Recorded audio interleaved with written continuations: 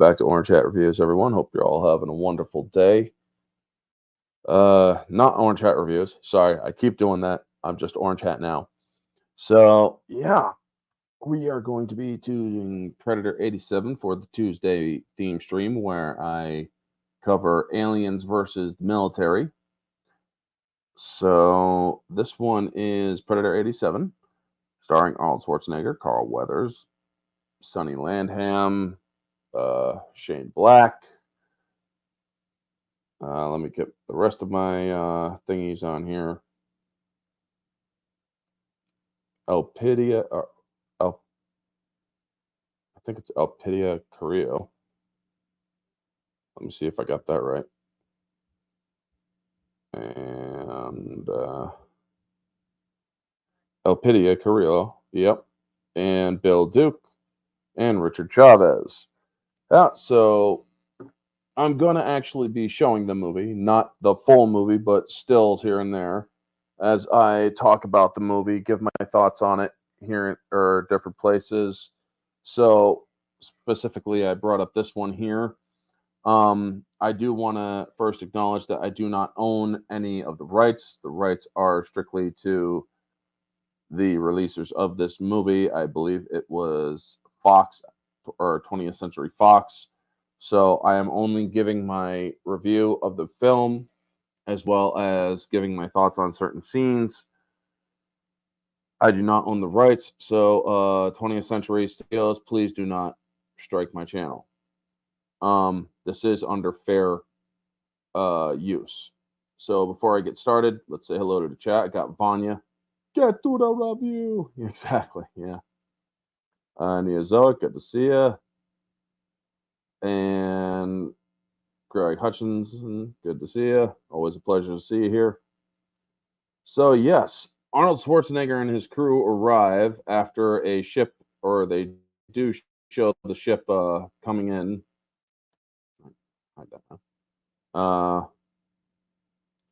And we then see the helicopter coming in to a small outpost. And this is Dutch Schaefer. His team is being called in to take care of a mission to secure some hostages across the border. Apparently, a cabinet minister had skulked across the border a little too much, and it got the guerrillas in that area pissed off. Not the guerrillas as in animals, guerrillas as in the insurgents of that area. So the reason why I show this scene specifically here is because this glow on the cigar that you see here was enhanced through CGI back in 1987. This was one of the, or besides the obvious Predator effects that they did with CGI, they actually, this is modern CGI sort of that they did to enhance the glow of the cigar, which was a nice little bit to show that because the cigar wasn't glowing properly in the shot, so they had to let it be seen. So then we see that the guys are basically asking, why do you need us and the regular army? Well, because some damn fool accused you of being the best, and it's Dylan. And we get the very meme-worthy shot here between Carl Weathers and Arnold Schwarzenegger. And so they're calling him in. Get the airdrop scene. Now, we get the airdrop scene where they're all being called in. Now, I can't show all of it, but I am going to show some things here and there. They're like, what about our backup? No such thing. Once we cross the border, we're on our own. Billy's putting on, or Billy, there is speculation that Billy is actually now related to what's her name from Prey. Honestly, if you look into the wiki for this, he's not Comanche. He's actually half Sioux and half Italian. So yeah, he's definitely not Comanche. But they're trying to draw some relation to it. So you get that. How would I compare Predator with other John McTiernan films such as Die Hard, Die Hard with a Vengeance, 13th Warrior, Last Action Hero, Hunt for Red, Cover, etc. Predator is one of his best ones. It really did invigorate the sci-fi horror franchise. Yes, you have Alien and whatnot. However, this was another take of what happens when one is on Earth, about a jungle hunter that is hunting humans. And it spawned a lore that a lot of people actually get wrong, where they say that, or where Paul W.S. Anderson says that these creatures are hunting aliens and whatnot, and that this particular hunter in this movie is, you got to hunt or enough humans to get enough skulls, so then you could do your manhood ritual. That is actually very much incorrect. If you pay attention to any of the lore surrounding the Yautja, humans are expressly forbidden to hunt unless you are blooded and unless you are a seasoned hunter. The only time an unblooded, which was what those predators in AVP were, can hunt a human is in total self-defense, meaning the human has enacted an act of aggression against you, and you are not allowed to collect their skull as a trophy. If you do, you are basically a bad blood, and if a clan head is around, you'll be put to death. So this hunter is actually known to be one of the most experienced of his kind of the Yautja when it comes to hunting. He's hunted on hundreds of thousands of planets. He decided to go to Earth to try to hunt the humans because they were actually considered top tier prey. So yes, and yeah, I did do a mystery review back in the day on this one. So I did want to, but I am also going to cover a little bit of different things here. I'm not going, or this one, I'm actually going to be showing the movie a little bit more, where yes, I also will get a copyright claim on this. 20th Century Studios will most likely claim it, even though it's under fair use. I'm not monetized like that, so I can't get ad revenue or anything like that. So it's kind of a waste, but hey, at least they'll monetize off me, you know? This is Hawkins telling Billy a joke about, or a very dirty joke, the pussy joke, about it being as big as a house, and or freaking Billy's like, what the hell are you doing, man? I love that scene. So we also get Jesse Ventura. 2 governors and an attempted politician were in this film. Sonny Landham, this guy here, Sonny Landham, was an absolute controversial being during his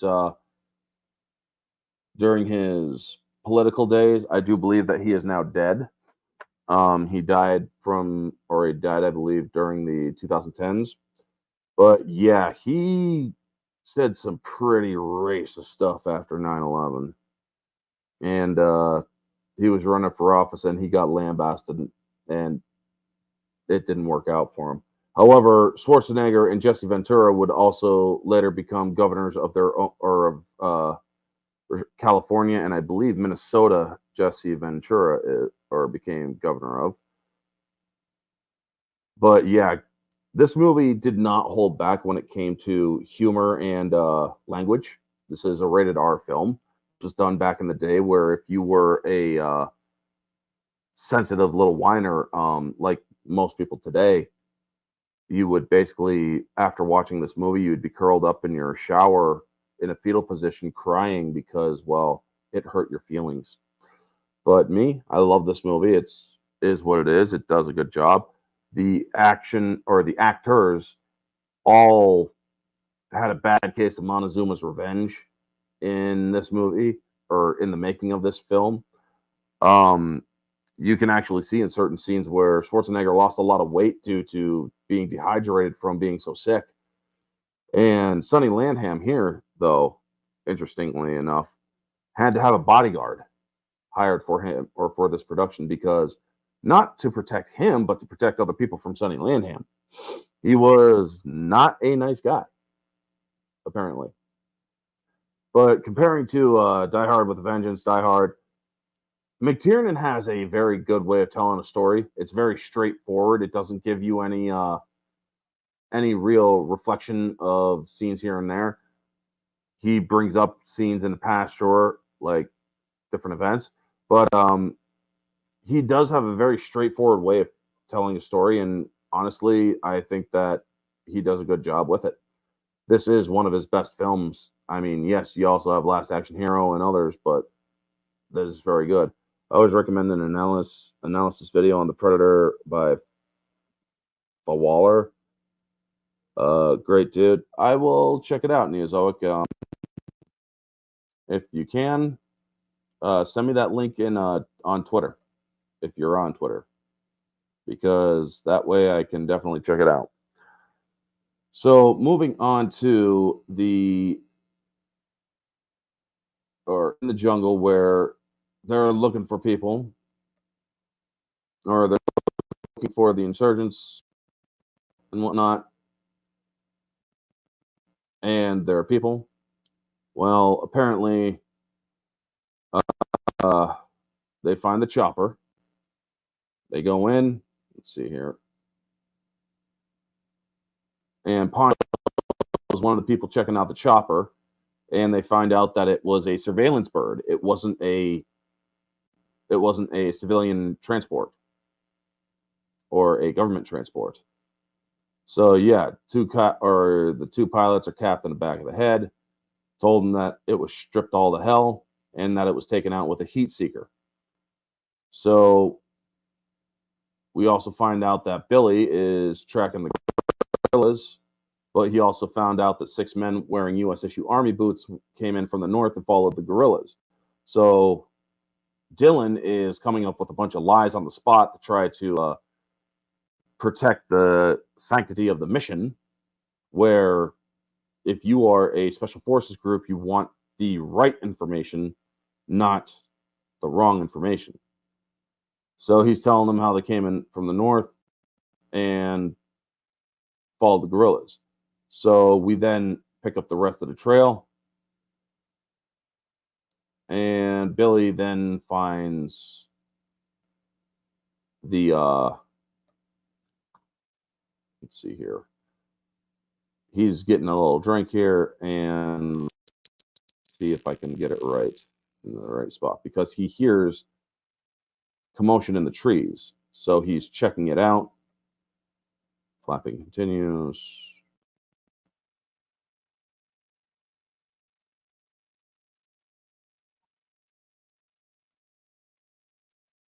Yeah, we can't. All right, there we go. This scene here, you see the caption "Predator growling," which actually, when I saw this movie for the first time, I never noticed it.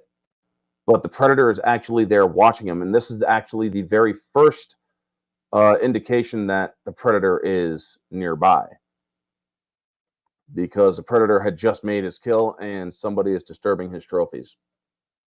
Fun fact, the voice actor who did vocalizations for the Yautja, is Optimus Prime himself, Peter Cullen. He was called in. They paid him a bit of money, and he came in to do the Predator voice, which was pretty cool. He's the one that's responsible for the kind of the it's okay, Neozoic. I can let's see here. Go to the comment section of this video and link it there if you can, or if you can or to one of my other videos. specifically probably my mystery review covering this, I can definitely check it out there, Miyazaki. But thank you. But yes, Peter Cullen actually came up with the predator growling, the clicking, purring sound, which was him which was the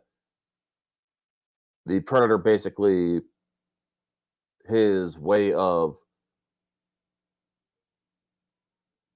showing curiosity, really.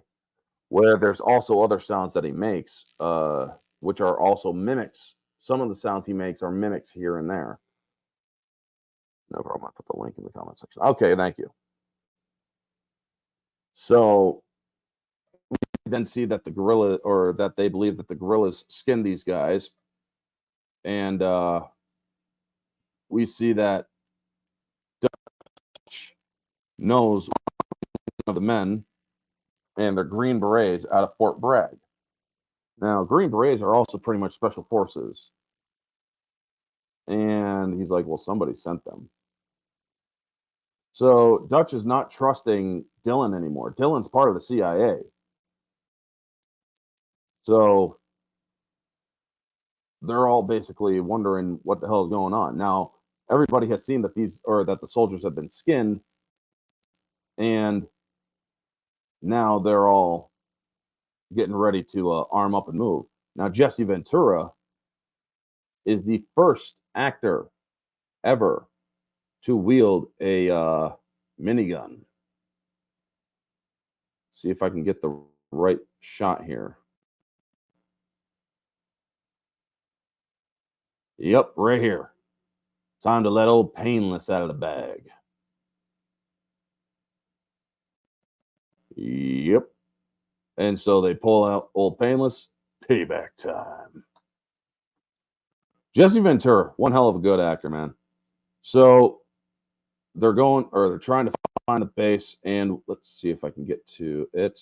Right here is the first indication that something is watching them that is not human, which is the way that they did this. They shot all the thermal imaging with the camera, and this camera is not a small camera. This camera is freaking huge. They fit it on, or these are the cameras that they put on helicopters, folks. So when they had to get the thermal camera, they had to take it, or they had to do the shots. They had to cool down the jungle around these people. The blue that you see is the jungle doused essentially with ice.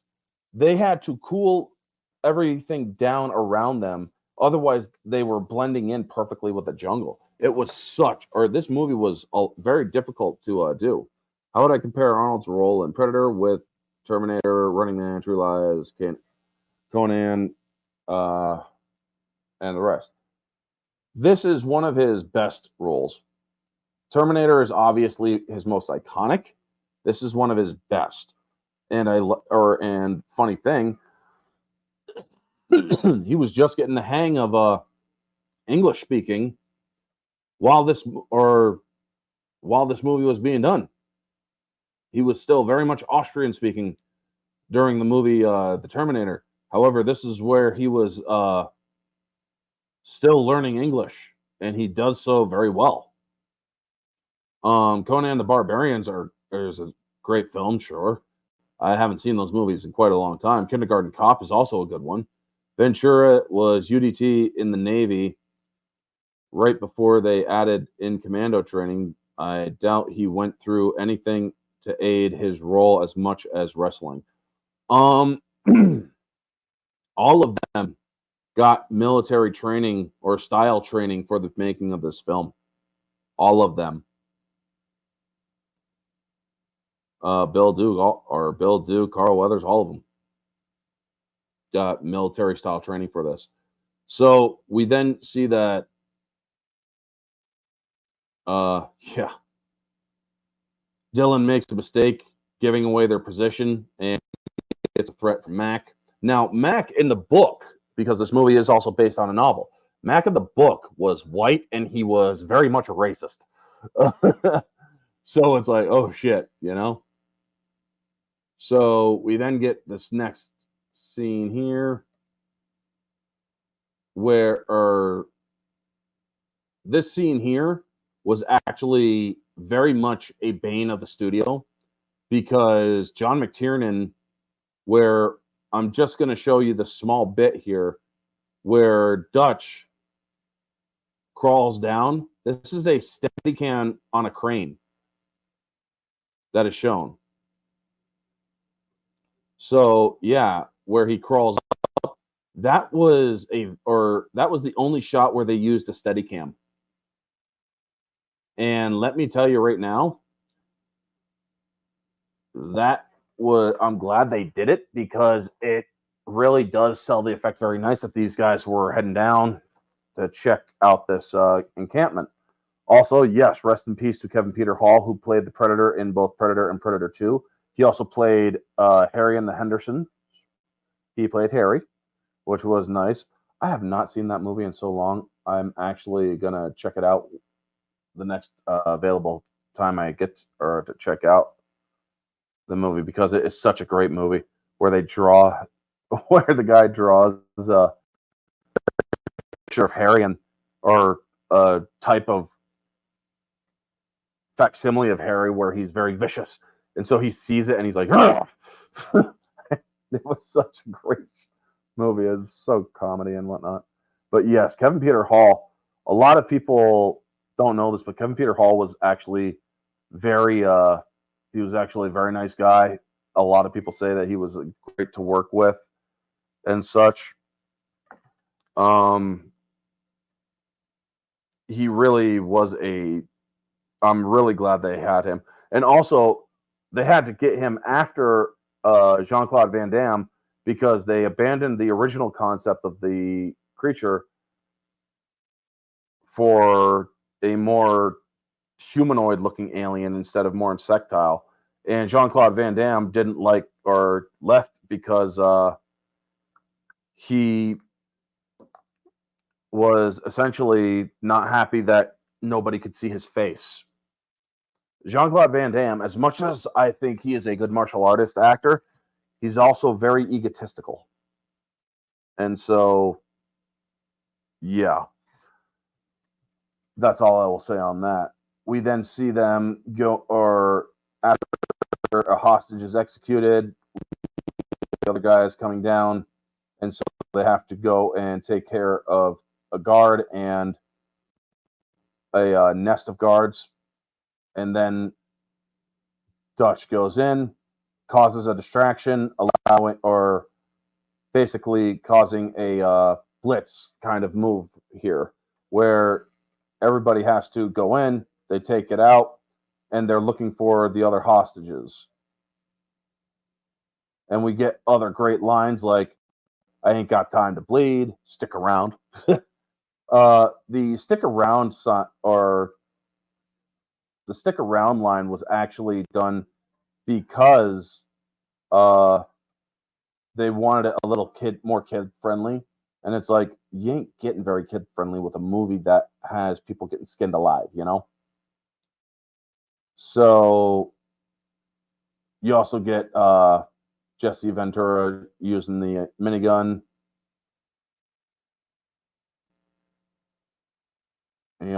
We get the stick around line here, and we then learn that well, there's a bunch of intel that's being gathered. So we then see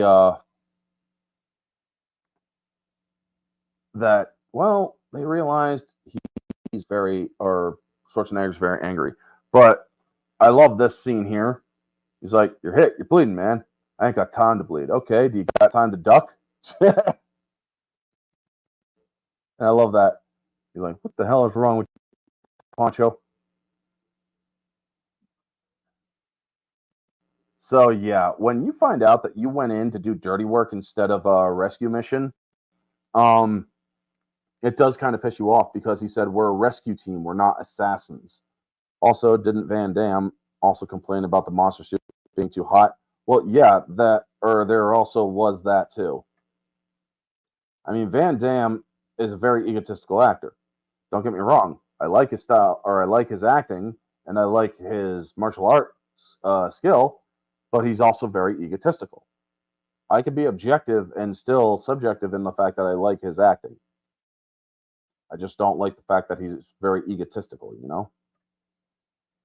So now they no longer trust Dylan because, well, Dylan is basically led them in to do dirty work, and they want to get the heck out of there because they now realize that more gorillas are on their way. Also, we see that Blaine has been bandaged up because he got shot in the arm. When he says "son of a bitch" is dug in like an Alabama tick, meaning he got hit in the arm or shot in the arm. And so they're telling Dylan that if you fall behind, you're on your own, because they no longer trust him. And we see that the Predator is paying attention to what's going on, and the place is too hot for a pickup. Now, also, folks, if you watch this movie, you will notice during the credits that there is no animals were harmed in the making of this film. And that is because of a very simple reason. If I can find it, I will show it.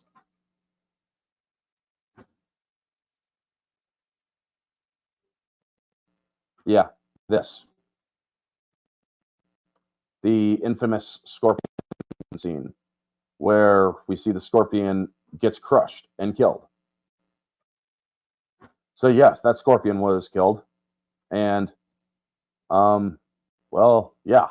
We also get another joke from Hawkins trying to get Billy to laugh. And he actually does manage to get a laugh out of Billy. And Billy, or during this time, the Predator is watching all of them, taking visual or audio cues from them anytime when Bill or when Max says anytime to Dylan after taking the scorpion off of him. That comes to play later. And also, Billy is able to somehow sense that something else is out there, and it's starting to scare him. So, yeah, he's not too happy about it. We then see that the Predator comes down and goes to this little mass here, and it grabs it, and we notice that it is, in fact, the scorpion. So this thing is going down, assessing the battle that they had down there, or that they engaged in. And now that this Predator now sees that these people that it's about to hunt is now a worthy hunt. Not only because, well, Bill Duke killed a scorpion, but because these guys just took out a bunch of others, and now they are able to be hunted. They are now essentially hunt worthy. So, we'll then get to the next scene, which I'm going to, or I can't cover the entire movie. I would love to, but we let's see here. This scene here with Arnold Schwarzenegger. Let's see if I can get the right shot here.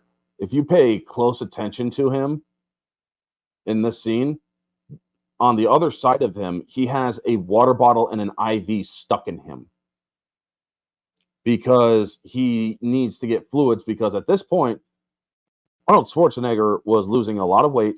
He was sick, and they stuck an IV in him to get, or to give him fluids while he is essentially doing takes. They also had to, or the second they cut, him and Sonny Landham were running to the bathroom to take a shit because they had Montezuma, or back his Montezuma's Revenge. So this scene is also very well done. I like it. And he's like, what the hell is wrong with you, Billy? There's something in those trees.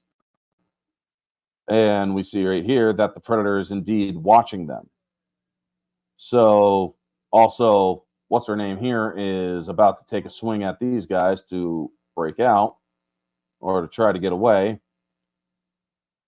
So and Hawkins ends up catching up to her. However, this was when the predator decided to strike. So let's see here.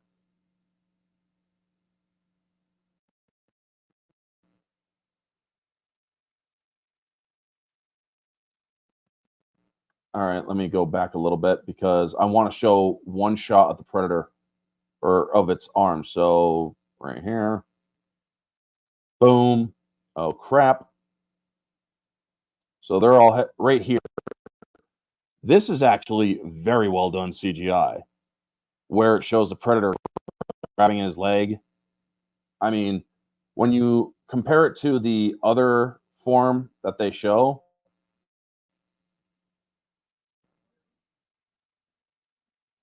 where it grabs his leg and then starts pulling him off right here, it's very different because you don't see no dreads or anything like that.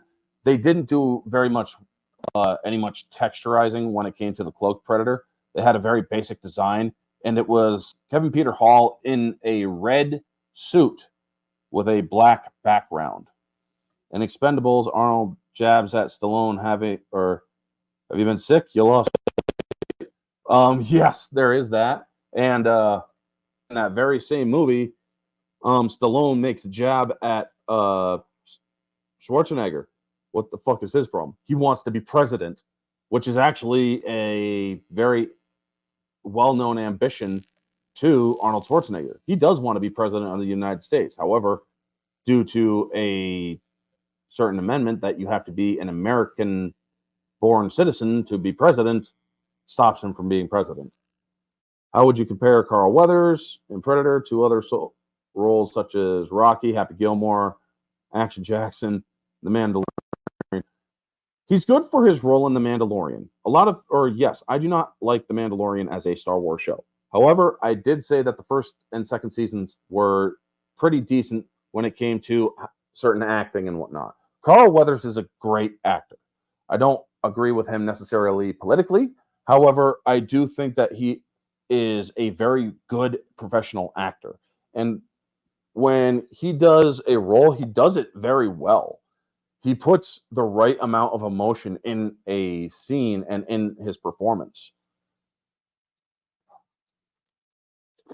But he also knows how to keep it light in the background of the performance as well, where he is doing certain or like behind the scenes where he's doing things here and there. He actually does a very good job with it.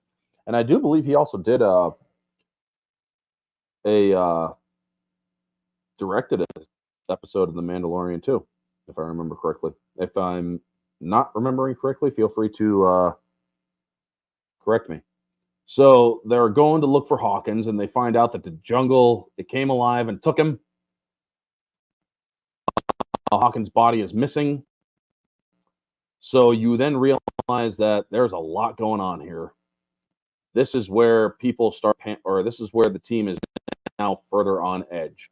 We then see that Hawkins' body was not stripped or skinned.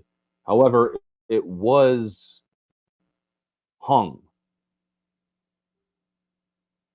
as we see clearly here. So I'm not going to show you any further than that. Now, I cannot remember the animal. I had to look it up back in the when I was doing the mystery review. So this is Blaine's death, where he hears an animal coming in, and it turns out to be like a freaking jungle skunk kind of thing here. You know what? I am going to look it up right now. What was the animal Blaine saw in Predator?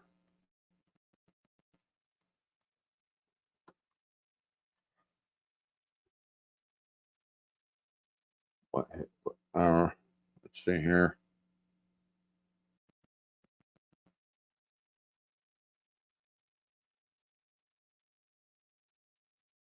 Well, it says that Blaine got hit with a spear gun, which was not exactly.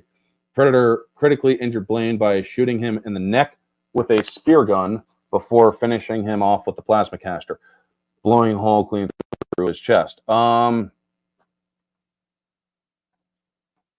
That's not exact, or I don't think, or it stunned him, yes, but I don't think that it was a spear gun that he hit him with.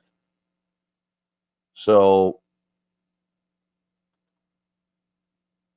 I'm gonna take a look at this scene by scene or frame by frame.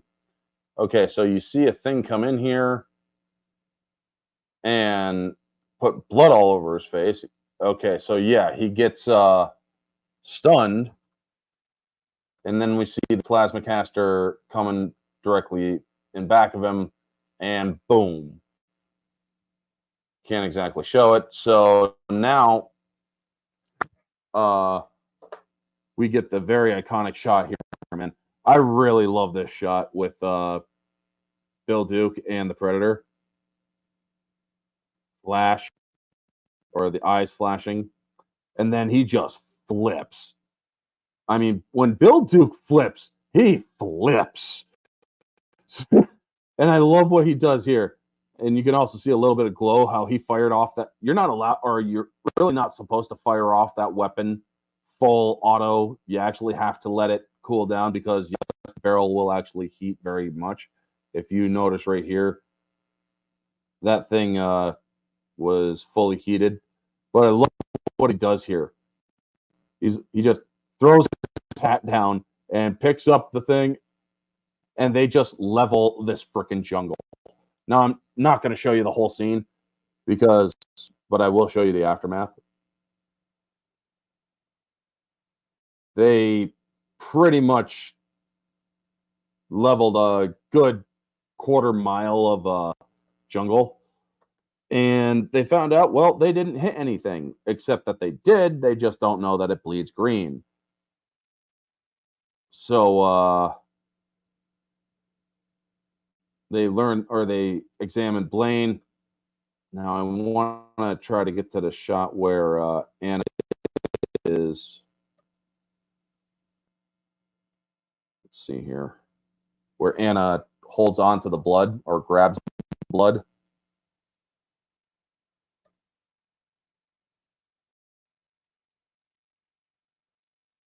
Right here. So yes, the Predator's blood is actually it's glow juice. It's glow stick juice, green glow stick juice. Little fun fact, my old headcanon was Elpidia Carrillo's character, Anna, was the same character in Predators 2010, Isabella Alice Braga, or Elitzi Braga, where she changed her name and joined the Israeli Defense Forces. That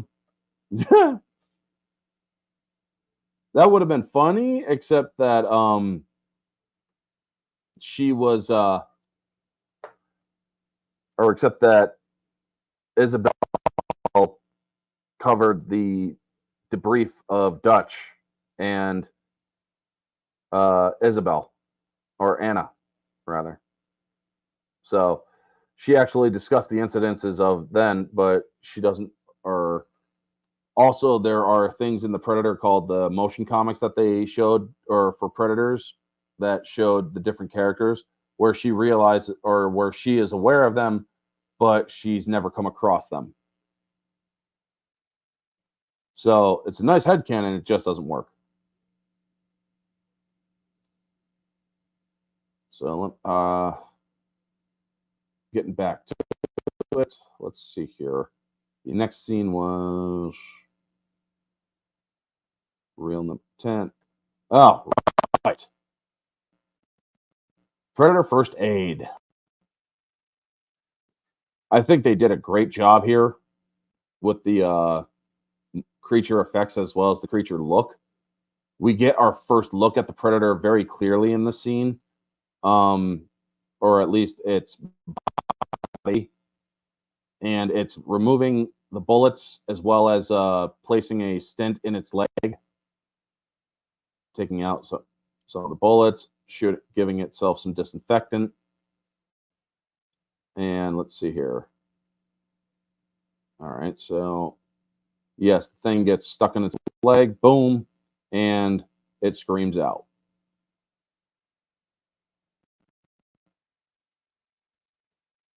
And they're saying they can't get extracted, so because they're too far in.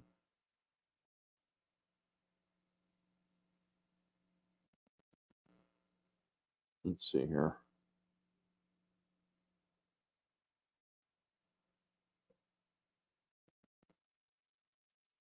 Billy knows something, but he's well, he's scared, and he tells them, "We're all gonna die. We're all gonna die."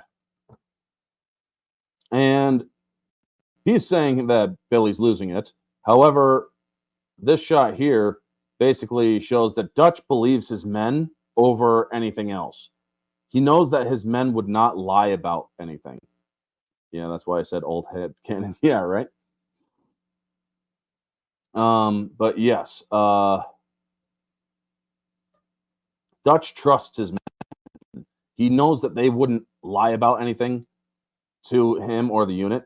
So he knows that when Billy says there's something out there waiting for us and it ain't no man, he understands that at some level, Billy's telling the truth. There's no reason for him to lie about this. And that is such powerful writing. It's not expressed. However, you understand that he does trust his men. And that is one of the wonderful things about this film, is that this is a unit that belongs together because they have seen shit together. And in this movie, unfortunately, is the unit's reckoning. I mean, I would have loved to have seen backstories on all of them where they've worked the same or where they've been in a unit for years together. And we see the Mac is talking to Blaine, but he's rather talking to the moon. Now, Mac is completely in vengeance mode, and we get the him stabbing the pig. Now we get the Psycho tribute here, where he's basically killing the creature that he thinks is what killed Blaine. Turns out it's just a pig. Yeah, and he's like, "I killed you, you fuck." Turns out, no, you killed a pig, dude. Big ass pig. Don't get me wrong. That's a very big tusker right there, man. But I mean, they'd be eating well if they weren't trying to get the heck out of there. Now, during this whole thing, Blaine's body gets taken. So, and they set up all sorts of tripwires, frags, claymores, all that to stop or to protect them. However, this creature got through the tripwires. Now, if you look, or after he talks with Anna and also realizes it's using the trees, let me see if I can get the right moment here. Right here.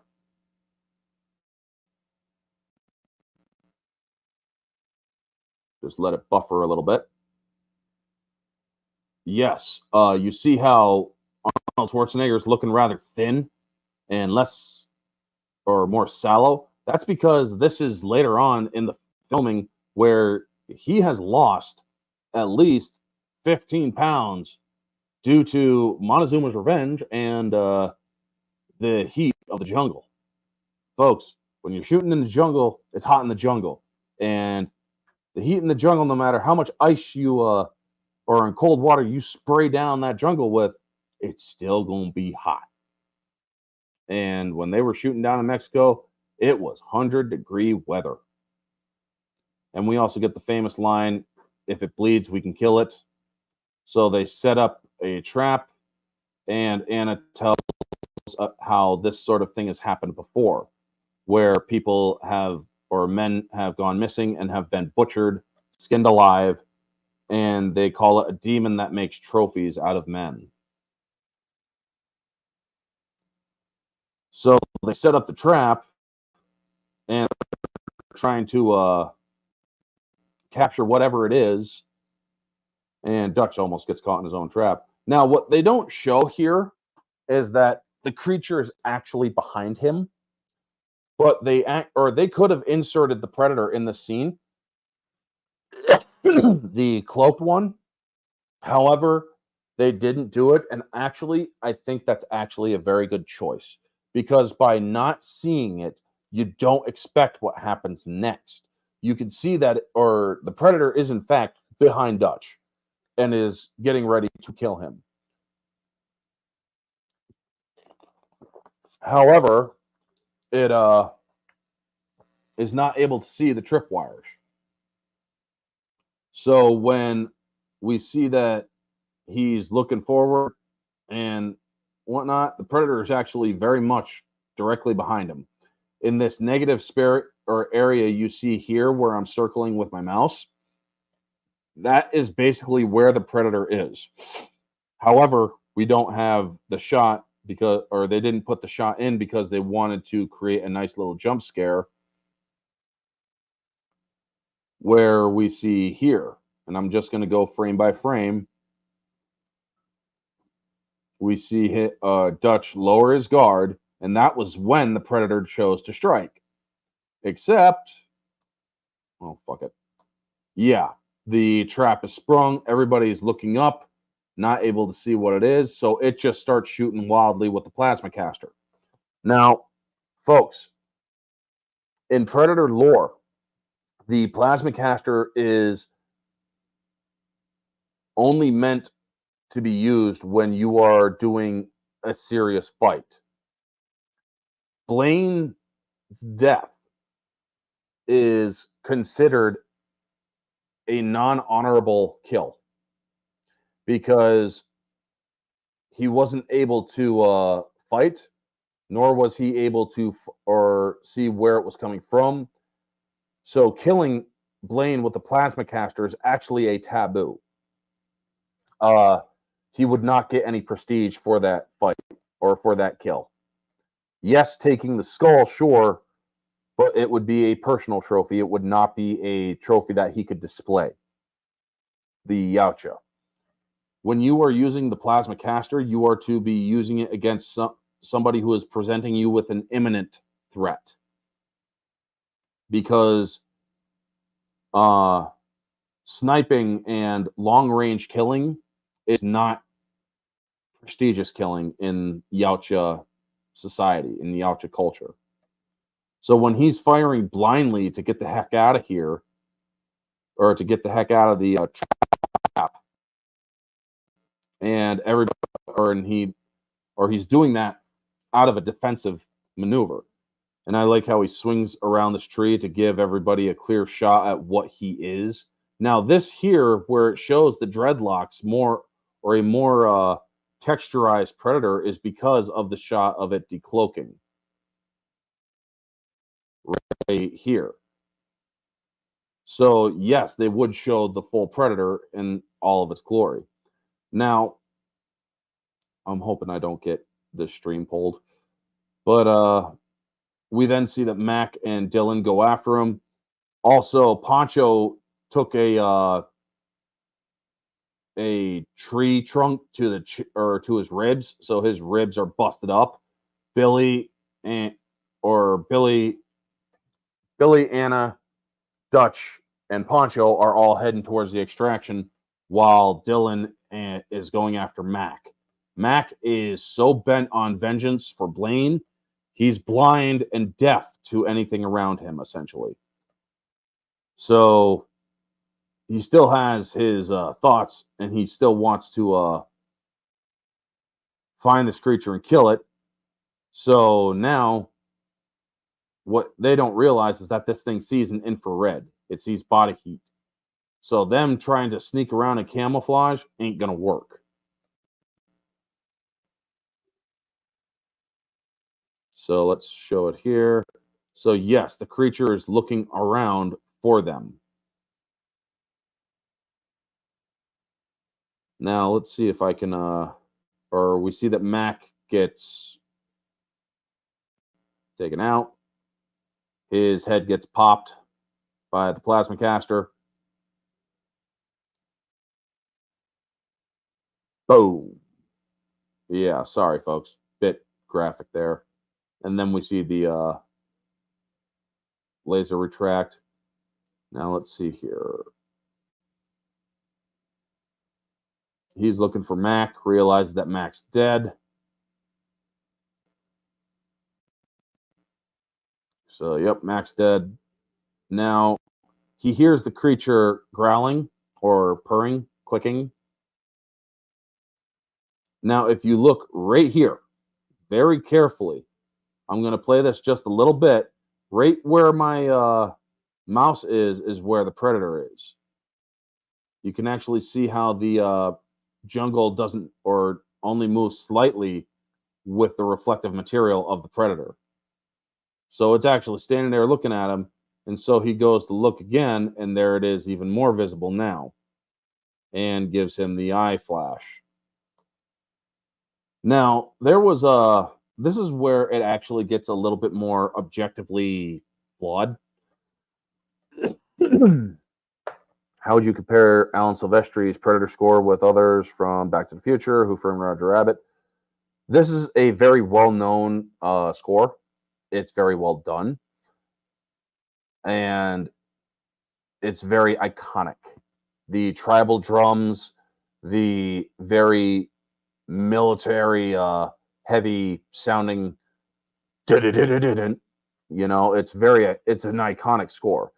Back to the Future is also very iconic as well, or Who Framed Roger Rabbit isn't as iconic, but it's more noirish, which is very fun. Forrest Gump, Castaway, The Abyss. I would have to watch those movies again to essentially hear the scores again. And I do believe he did do Thor. So the score for Thor 1 is the best MCU score in my opinion. When it comes to me needing to wind down, say if I'm like really stressed out about stuff, I go to Alan Silvestri's Thor score, Science and Magic, and From Earth to Asgard, as well as Thor Kills the Destroyer. Those three are very repetitive or very similar. However, they're done at different tones, and they are very emotional music. Alan Silvestri has a gift of evoking emotion in his music, and he does a very good job at it. Now, I think it's out, or the Thor, or I think he did the score for Thor. It could have been that he did for Captain America. I forget which one he did. But either one, he does a very good job at evoking emotion in his music. So we then see that now a lot of people speculated, getting back into this, a lot of people speculate that there is more than one predator. Now, I do believe in the book there was actually more than one. However, this area here would iterate that there was more than one, because the second this thing shoots and he loses his arm, it's already in motion to get to him. Let me right here, running to get to him. So yeah, he then gets skewered. Now, Billy is going to sacrifice himself to take a shot at this predator. Now, a lot of people draw a comparison to this and to Prey. Folks, I have said it in my defense of Prey stream that I did that was like 30 minutes long. If you are comparing Nari or whatever her name is to this movie, how come a Comanche girl can kill a predator, yet a special forces group has a hard time? Again, this predator in this movie is a very seasoned hunter. He has gained permission from his clan to hunt humans. Humans are considered an ultimate prey. They are a top tier prey, where the predator or the Yautja in Prey, this is his first hunt on Earth, and he was recently blooded. He doesn't get a plasma caster because that is an elite weapon. So, yeah. Also, if you pay attention to that movie, he gets injured in all of his hunts where he's hunting the wolf. The wolf actually takes a chunk out of his leg. The bear kicks his ass before he kills it. And also the other hunters or the Comanches got a few good swings in as well as Nari's brother. So yes, this thing had a lot of damage done to it, not to mention had a freaking its head shot by Nari. So the thing is now heavily concussed and not fully cognitively able to fight. So when you compare Prey to Predator, it is an apple and oranges comparison. This thing is a seasoned hunter hunting down this group, where the other one was not a seasoned hunter. This was its first hunt as a blooded predator. It is now an adult and able to hunt. If it was going up against an alien, a xenomorph, it could handle the xenomorph very well because it was recently blooded. It probably went through the same rituals as the other ones from AVP. But now it's allowed to hunt humans.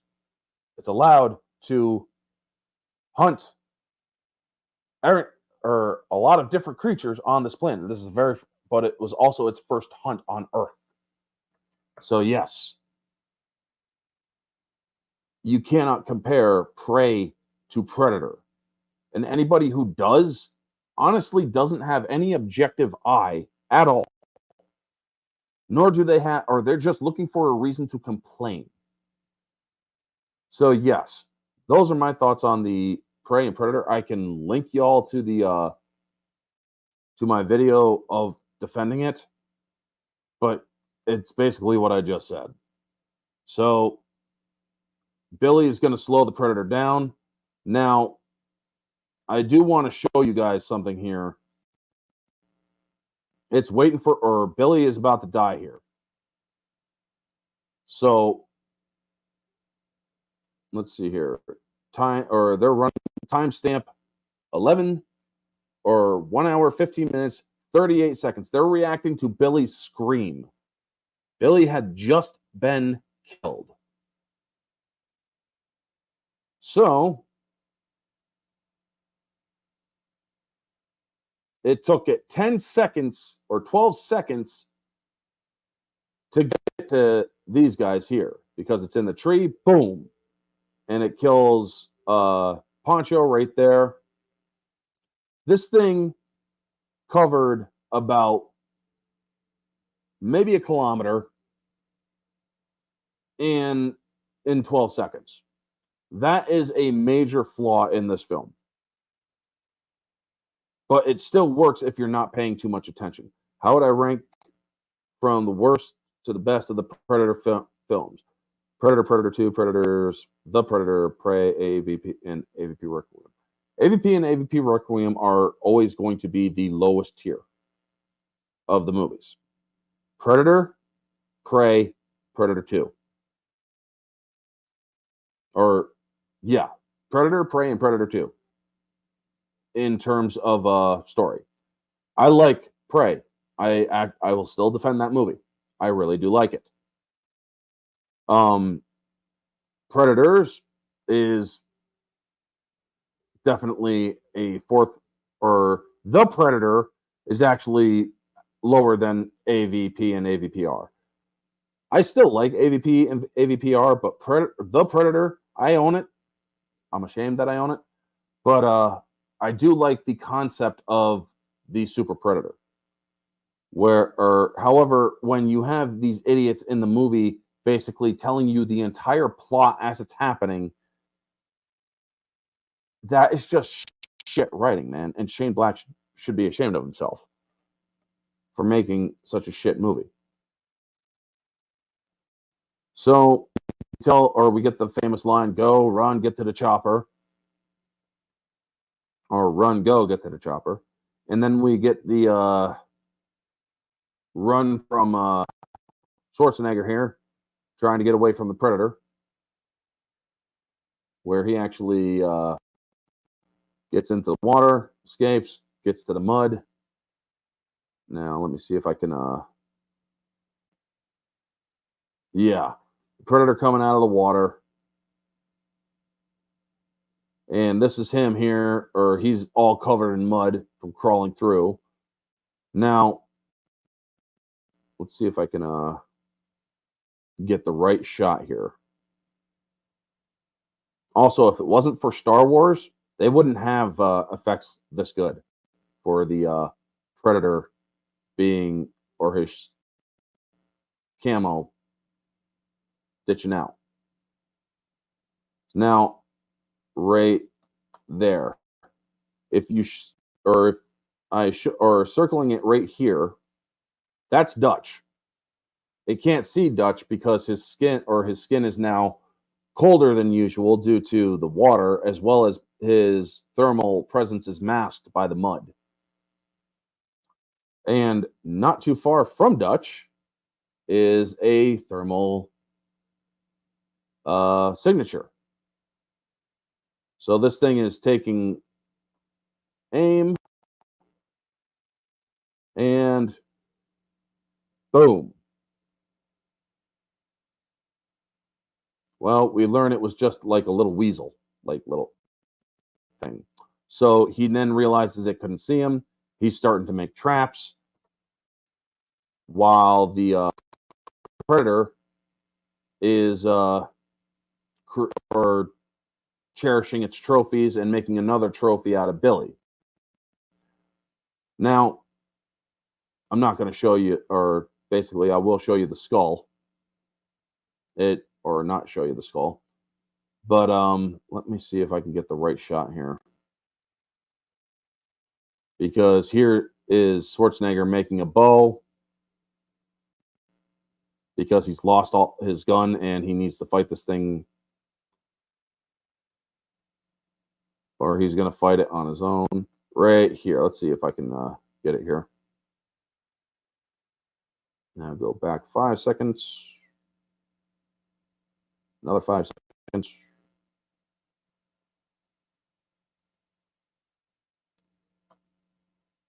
Alrighty, and another 5 seconds. So yes, I'm pretty sure you can guess that this skull here is Mac's skull from when he got the hole blown into his head. The others are Billy and Blaine. Now, I'm pretty sure that, let's see if I can, or let's see which one he grabs. The missing tooth there suggests it might be Billy. Because I do believe that Sonny Landham was actually missing a tooth. And I'll show you guys that in the credit sequence, because they show him laughing. Now, we get to the predator hearing the call of Cthulhu. No, the call of Dutch. And I like how the predator is using his laser to heat up his blade. Essentially, this is going to be the final fight, he knows. And, well, yeah. Dutch is now moving around to get into place to get to the ambush point. He doesn't realize that the thing is coming down right behind him. And let's see here. Yep, there's the predator moving behind him.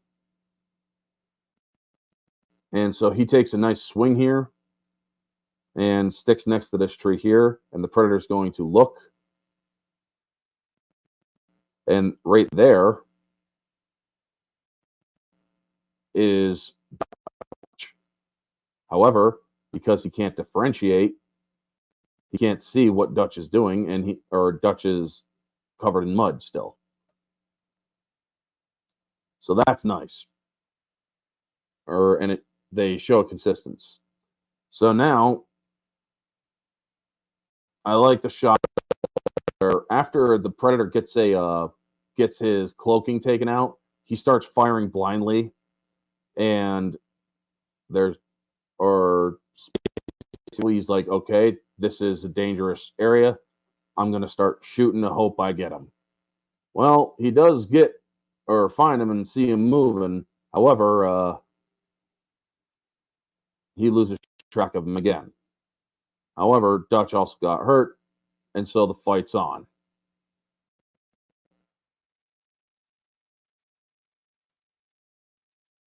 And I do like this play between cat and mouse between Dutch and the Predator. Let's see here.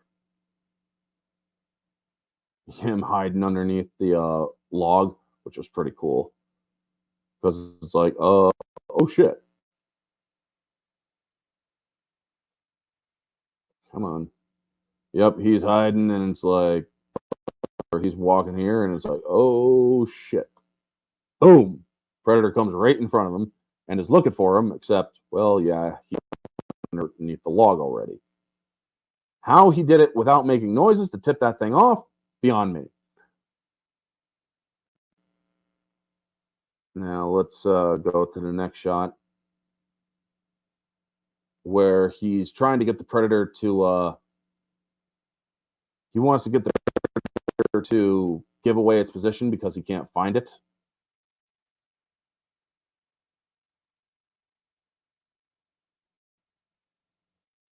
So he tosses a rock.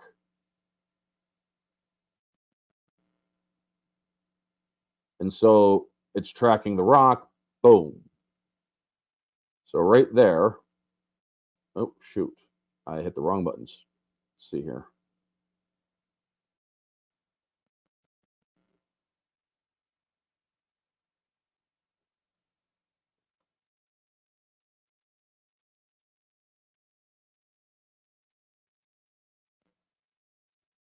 All right, let's see here.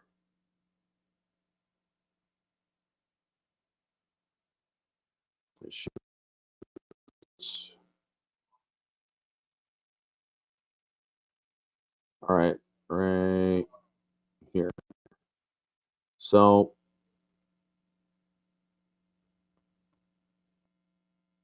all right, there's the Predator, decloaked, mind you.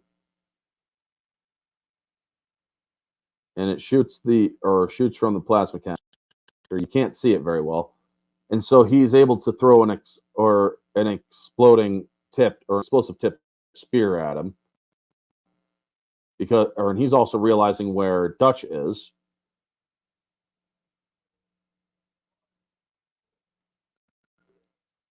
So the Predator is now injured. And so Dutch basically is tracking the blood, realizes the thing got behind him. So he sets off another flare off, and the Predator finds him after he is in the water. Now, a lot of people don't realize this, but when he turns his head like this or to the side, he's looking at the mud on the side of Dutch's face. He realizes this prey is smart. Fun question. Would you win in a fight? Or who would win in a fight, Yaochis or Yu Zhongguang? Oh,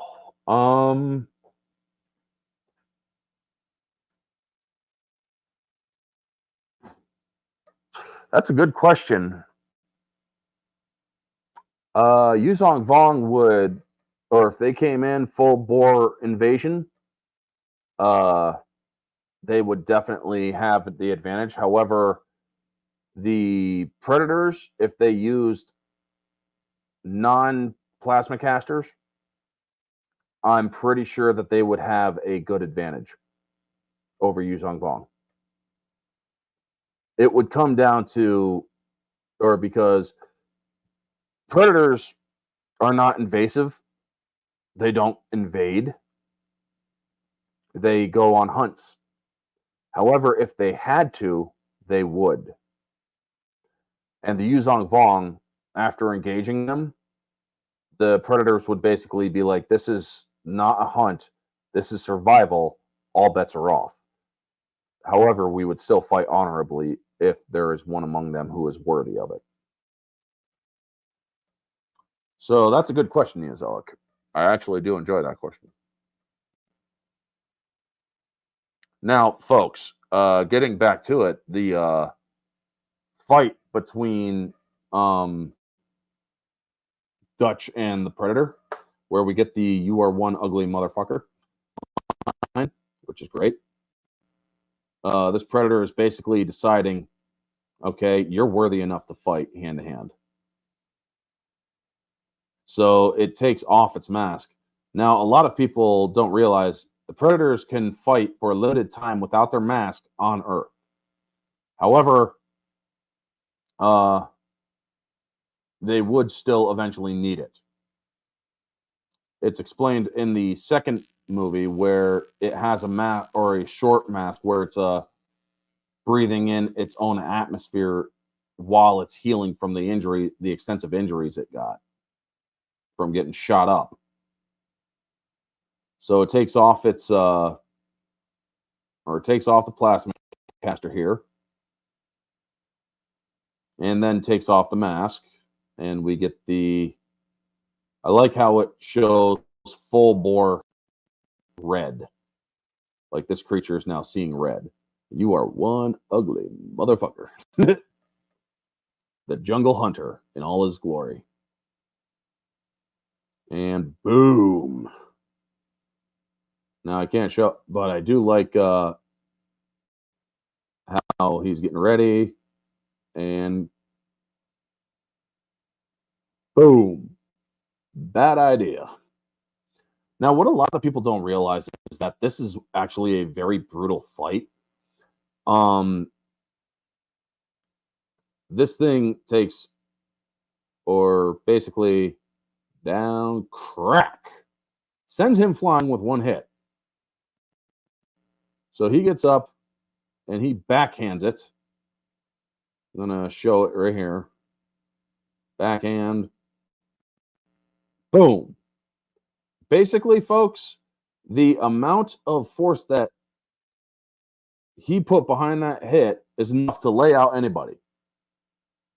To a Predator, it's about basically like that. Just about that. Didn't hurt him in the least. And so he starts wailing on him and pushing him around, hitting him, snapping trees.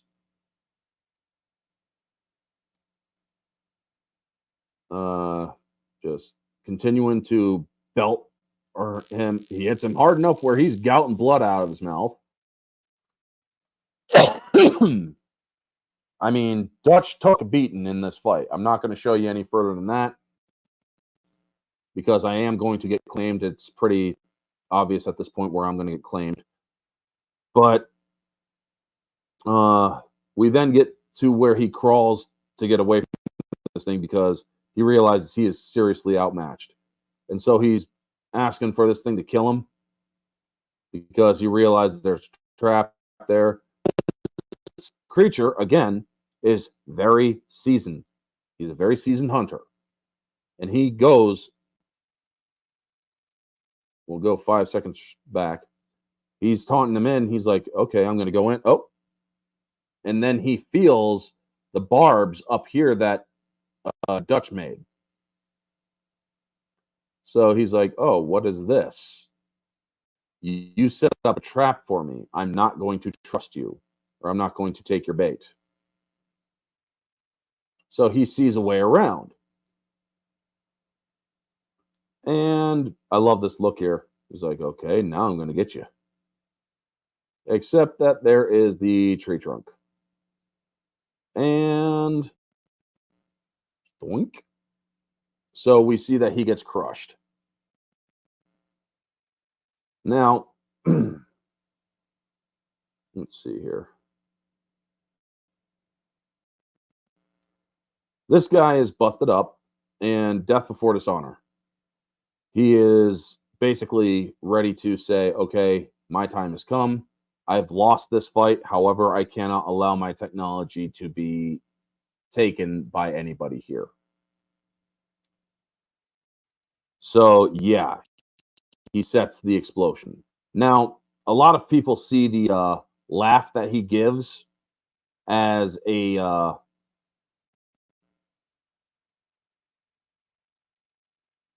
let me see if I can get to a shot where it shows him laughing.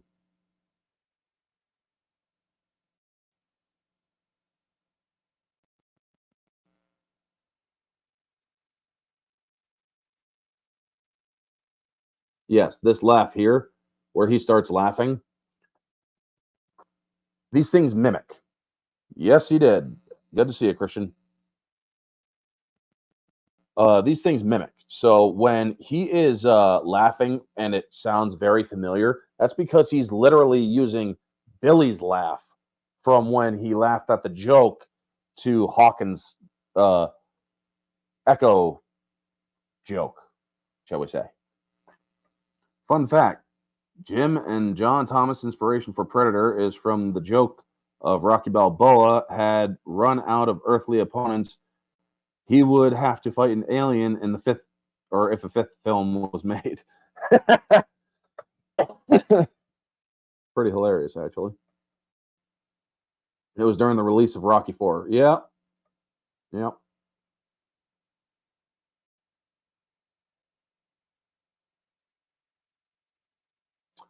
So here's another fun fact. The person who played the Predator was actually in this movie in another role. Let's see if I can get to it right there. There's Kevin Peter Hall, the Predator, as the chopper pilot, looking at the mushroom cloud over there of the where the Predator self-destructed.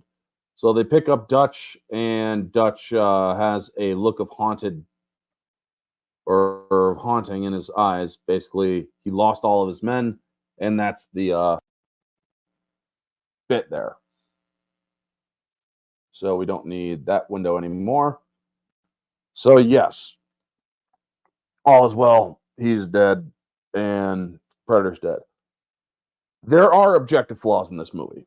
How the fuck did that Predator get to them and in a tree in 12 seconds after he kills Billy? Doesn't make sense.